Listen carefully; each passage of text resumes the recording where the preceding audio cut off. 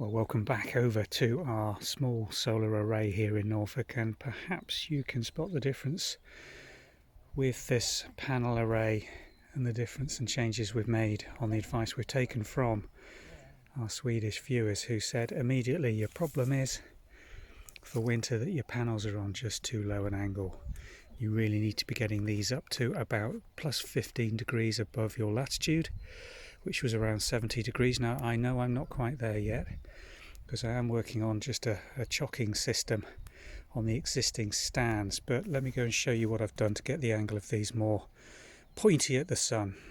So I've made no modification currently to the support system that was put in at installation,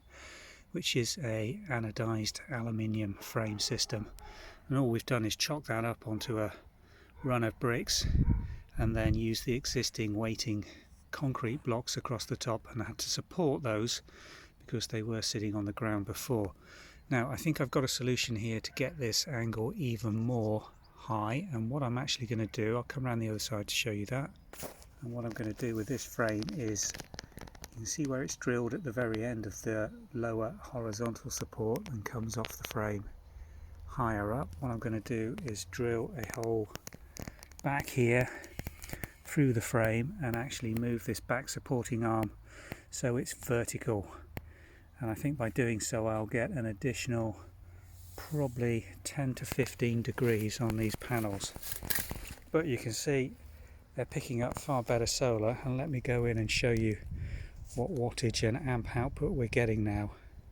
Oh, here we are on my Vitron Energy display meter for the current output, which is running at 356 now. Compared to where they were at a 30-degree angle, I was getting very rarely anything over 280 at this time of year, so that's made a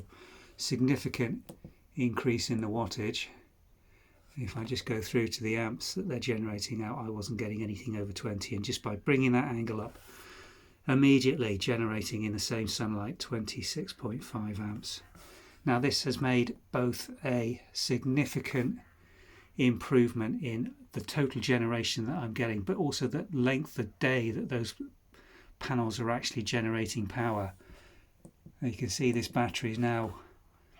is right the way up to 100% by 1 o'clock in the afternoon. I haven't seen that all of December and January. So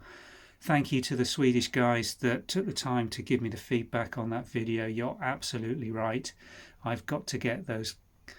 panels chalked up to around 70 degrees at this time of year, and to do that my first plan of action is to drill that horizontal unit and get that back support up vertical. But I have started researching some frame systems that allow you to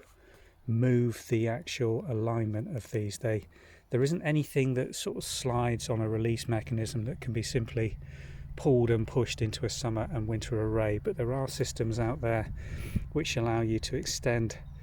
the height of that back support by moving it to various positions along the base unit, and that should allow you to modify this a couple of times a year to get the optimum out of your panels. And what a difference it really has made